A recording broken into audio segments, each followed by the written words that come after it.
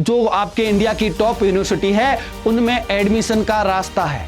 अगर आप उनमें एडमिशन चाहते हो तो आपको सीयूटी एग्जाम देना पड़ेगा। सीयूटी एग्जाम लागू कर दिया जो आपको सबको इक्वल अपॉर्चुनिटी देता है, सारे बच्चों को, जिसके 60% है और जिसके 99 है, सब एक जैसे हैं उसके लिए। अब आगे 15 लाख बच्चे एग्जाम देंगे, उसके बाद आपके कौन कौन सी किन किन यूनिवर्सिटी के लिए होता है। हेलो बच्चों, मैं आपका बाबा सर और आपके लिए लेके आया हूं सीयूटी 2026 से रिलेटेड जानकारी। इसमें हम जानेंगे कि सीयूटी एग्जाम क्या है, सीयूटी एग्जाम कौन करवाता है, सीयूटी एग्जाम में कितने सब्जेक्ट है आपके, कब होता है, कौन से टाइम होता है, कौन से मोड में होता है, कौन सी लैंग्वेज में होता है, इन सारे क्वेश्चन के आंसर आज मैं आपको दूंगा। तो सबसे पहले सीयूटी नाम से ही शुरू करते हैं। सीयूटी 2026 के बारे में जानेंगे। तो सीयूटी सबसे पहले क्या है बेटा, आपके पूरा नाम क्या है?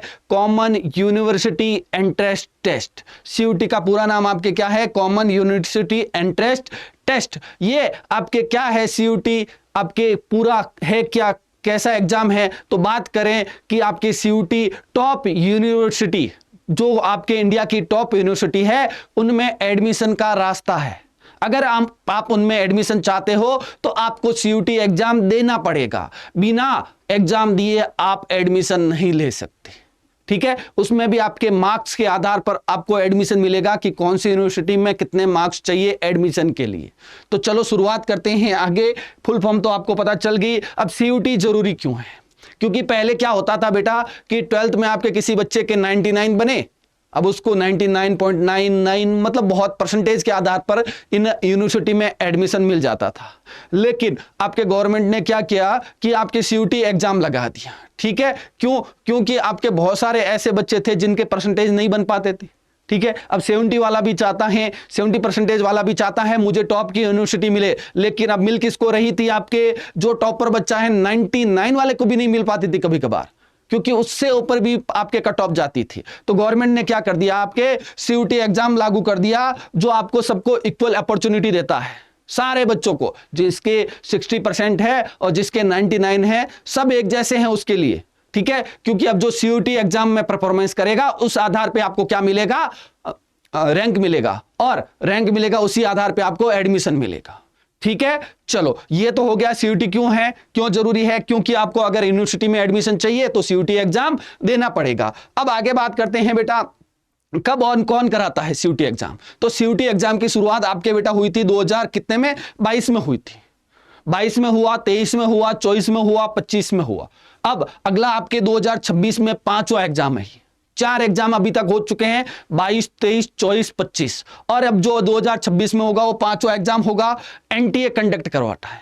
एनटीए का फुल फॉर्म आपके नेशनल टेस्टिंग एजेंसी, ये आपके कंडक्ट करवाता है और ये यूजीसी की आपके निगरानी में होता है, ठीक है। तो अगर पूछ ले कोई कि कौन करवाता है तो आपके एनटीए कंडक्ट करवाता है, ठीक है। कितने बच्चे एग्जाम देते हैं? लास्ट ईयर तक बेटा, इस साल आपके 2025 तक 13 लाख बच्चों ने आपके एनरोल किया था, और 2026 में लगभग 15 लाख बच्चों के एनरोल होने, 15 से ज्यादा भी जा सकते हैं। तो आपके बहुत सारे बच्चे एग्जाम देते हैं। जो जिनको नहीं पता वो इस वीडियो को देख के आप एग्जाम के बारे में जानो और एग्जाम को कंडक्ट आपके दो, ठीक है। चलो, अब आगे 15 लाख बच्चे एग्जाम देंगे। उसके बाद आपके कौन कौन सी किन किन यूनिवर्सिटी के लिए होता है? तो बेटा आपके जो टॉप की यूनिवर्सिटी है, जैसे बात करें Delhi university, BHU, JNU, Jamia, AMU, AU, और ऐसी ही बहुत सारी यूनिवर्सिटी, प्लस मतलब 340 प्लस आपके यूनिवर्सिटी के लिए 2026 में एग्जाम होगा।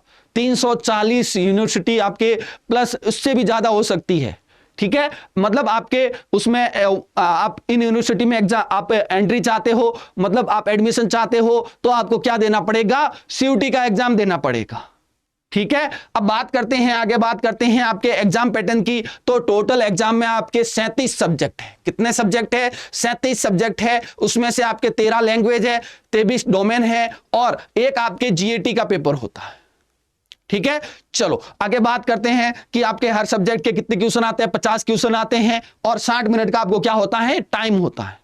प्लस आपके क्या होगा? एक क्वेश्चन का आपको 5 मार्क्स मिलेंगे, और अगर वो गलत कर दिया आपने तो -1 आपके काट लिया जाएगा, ठीक है। तो ये तो हो गया आपके एग्जाम पैटर्न। आगे बात करते हैं अपन क्या पढ़ना है अपन को। अगर सीयूटी का एग्जाम क्रैक करना है तो कौन कौन से सब्जेक्ट, कौन कौन से डोमेन कैसे पढ़ने हैं, वो सारी चीजें। अगर आप डोमेन की तैयारी कर रहे हो, डोमेन सब्जेक्ट जैसे आपके 12th में क्या रहे होंगे सब्जेक्ट, फिजिक्स, केमिस्ट्री, बायोलॉजी या मैथ, ठीक है, उनकी तो आपके क्या करनी है, 12th की न्यू एनसीईआरटी पर जो आधारित न्यू एनसीईआरटी है वो आप पूरी पढ़ लो, क्योंकि वहीं से क्वेश्चन बनेंगे, हर एक क्वेश्चन वहीं से बनेगा।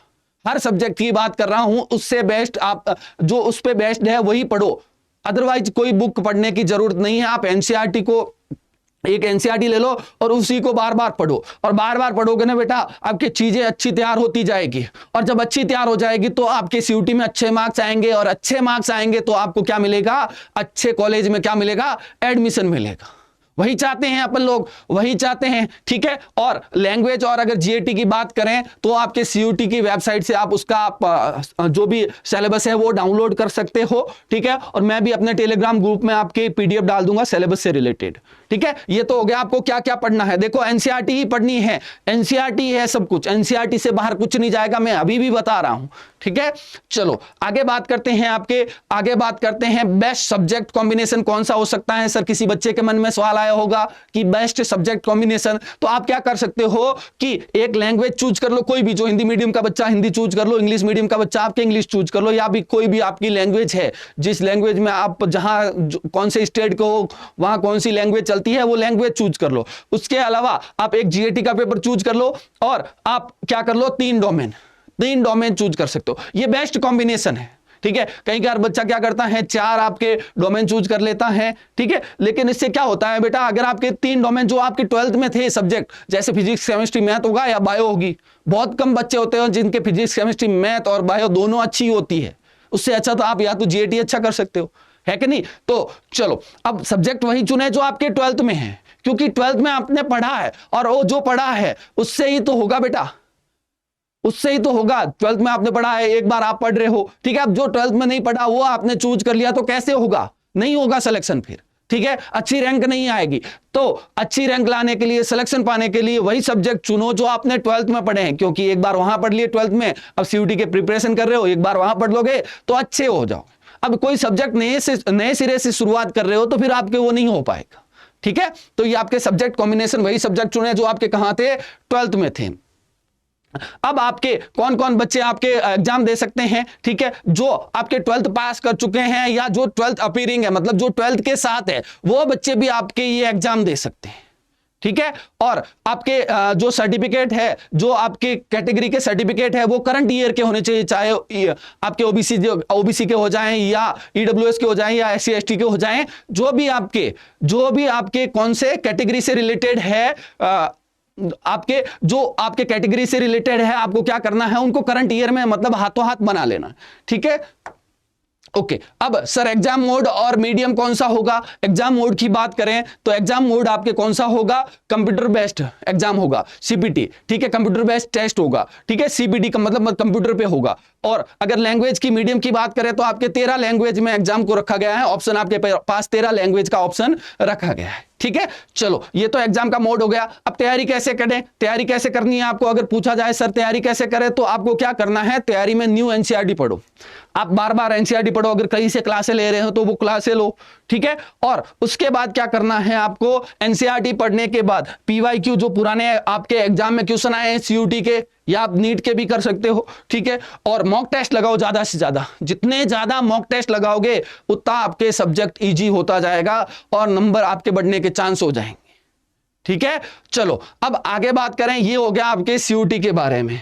हमारे जो अड्डा प्लेटफॉर्म है वो आपके सीयूटी अड्डा सीयूटी की प्रिपरेशन करवाता है, और बहुत साल से अच्छे से करवा रहा है जब से एग्जाम शुरू हुआ है, ठीक है। तो इस बार जो 2025 का आपके सीयूटी का आपके रिजल्ट आया है, तो उसमें जो एनटीए ने आपके जारी की है टॉप 20 की लिस्ट, उसमें आपके जो ये बच्चे हैं, 2nd रैंक वाला, 3rd रैंक वाला, 7th 8th और 20 रैंक वाले, ये सारे बच्चे यहां से सीयूटी अड्डा से पढ़े हुए।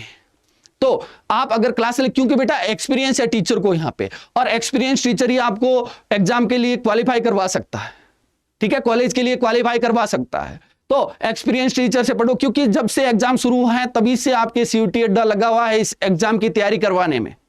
और ये एक ऐसा प्लेटफॉर्म है जो लीड कर रहा है पूरे मार्केट को, मतलब सीयूटी को सबसे ज्यादा सिलेक्शन देता है, सबसे ज्यादा आपके टॉप 20 में देखो रैंक दी है। और भी बच्चे हैं, अभी बात नहीं हो पाई है, लेकिन और भी बहुत सारे बच्चे हैं, टॉप बच्चे टॉप 5 में, बहुत सारे जिनके एक सब्जेक्ट में पूरे में से पूरे लगभग सारे अड्डा से ही निकले हुए हैं।